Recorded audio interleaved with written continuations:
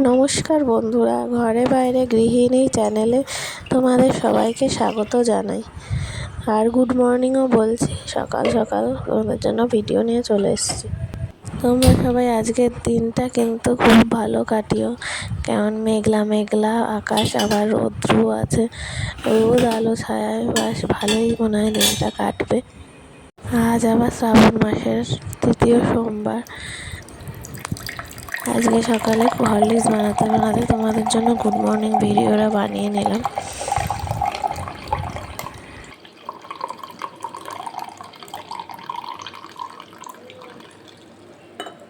সবাই আজকের দিনটা ভালো কাটিও।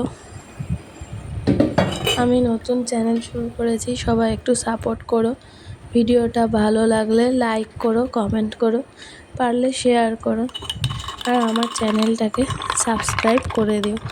আবার সব বন্ধুদের উদ্দেশ্যে বললাম গুড মর্নিং।